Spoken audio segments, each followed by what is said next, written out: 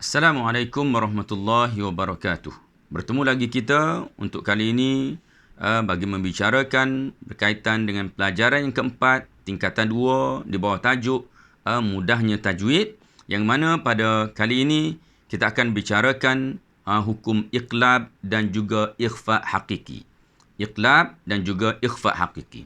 Hukum yang pertama ialah iqlab, iaitu apabila nun mati atau tanwin bertemu dengan ba. Apabila nun mati atau tanwin bertemu dengan ba. Hukumnya hendaklah kita tukarkan. Cara bacaannya hendaklah kita tukarkan bunyi nun mati kepada bunyi mim serta dengung. Sebahagian menyebutkan menukarkan bunyi nun mati kepada bunyi mim yang ringan serta dengung.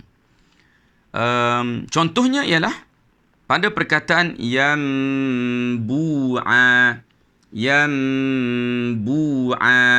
kedua, mim ba'di.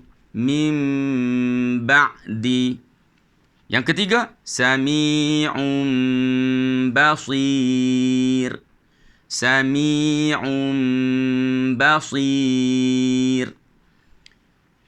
Contoh yang keempat, mustakhfim billail.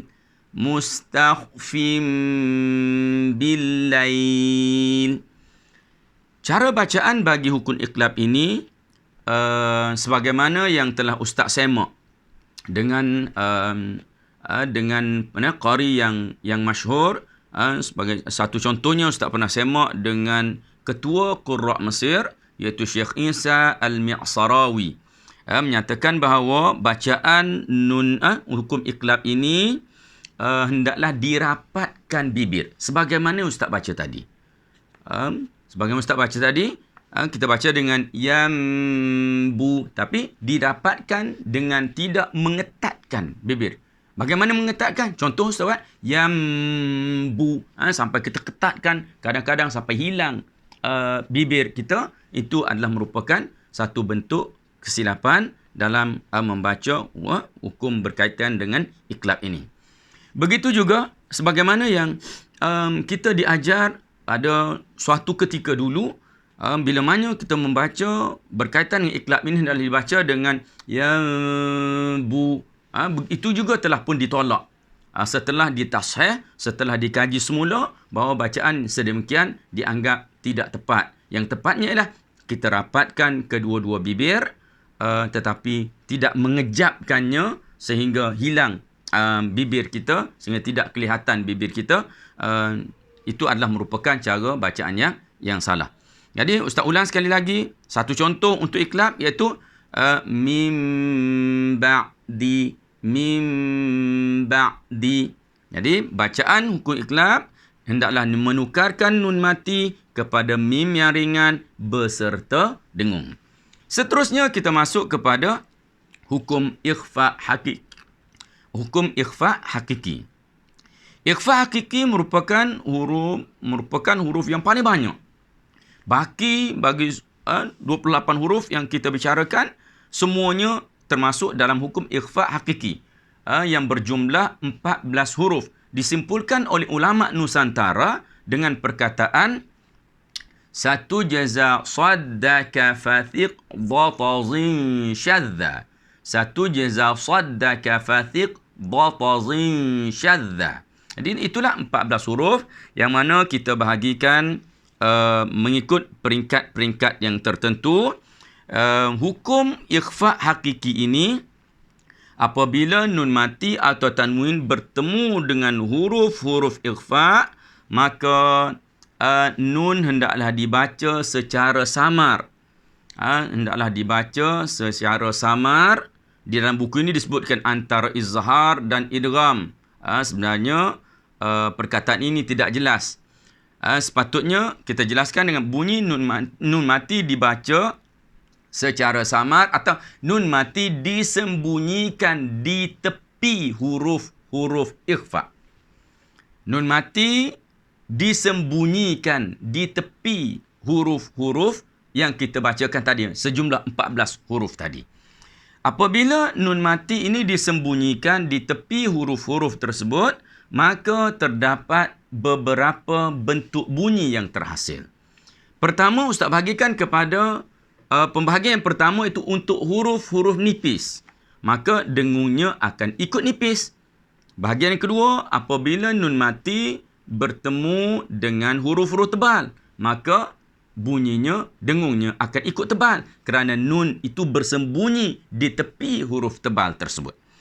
Jadi kita lihat perkara ini dalam contoh-contoh berikut. Yang pertama, kita lihat pada perkataan in kuntum. Pada kali ini perhatikan pada kuntum. In kuntum. Ustaz sembunyikan nun mati di tepi tak, maka bunyi dengungnya adalah nipis. Contoh yang kedua, min diyarikum. Contoh yang ketiga, qawlan thaqila. Qawlan di tepi huruf ta, maka dengungnya pun menjadi nipis. Contoh yang keempat ialah ghafurun syakur.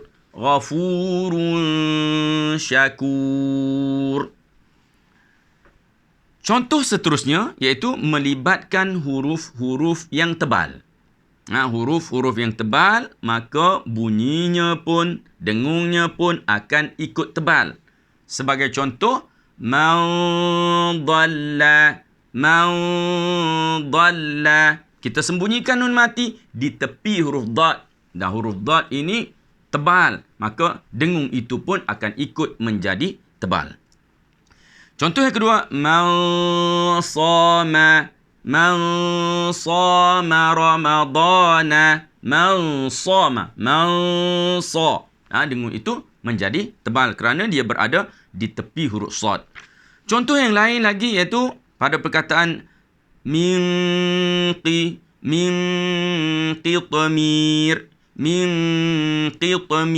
Dengung itu pun tebal kerana dia berada di tepi huruf qaf. Dan yang terakhir, contoh man zalama. Dengung tebal kerana nak masuk kepada huruf dha. Semua dengung yang dihasilkan dalam hukum ikhfa hakiki ini bentuknya adalah terapung. Bentuknya adalah terapung kecuali pada dua huruf, iaitu pada kaf dan juga qaf. Pada kaf, pada perkataan in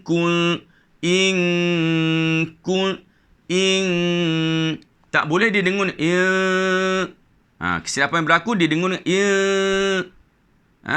tak tergantung, tak boleh.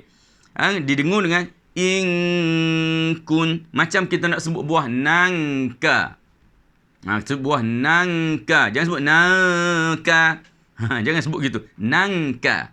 Okey. Jadi huruf yang kedua adalah qaf. Jadi kaf dan juga qaf dirapatkan pangkal lidah ataupun dirapatkan hampir kepada makhraj qaf dan kaf ini ke lelangit. Dirapatkan. Kenapa dirapatkan? Kerana jauhnya makhraj nun berbanding dengan makhraj qaf. Nun berada di depan, qaf berada di belakang.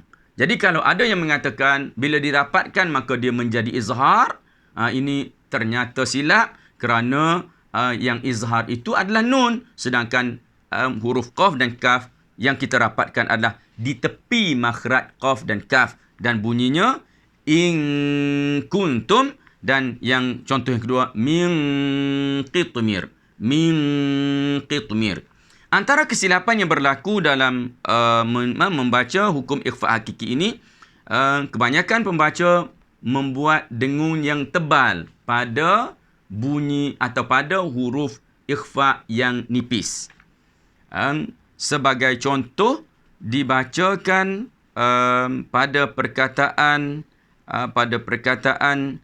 contoh yang Ustaz dah baca tadi, qawlan thaqila, dibaca qawlan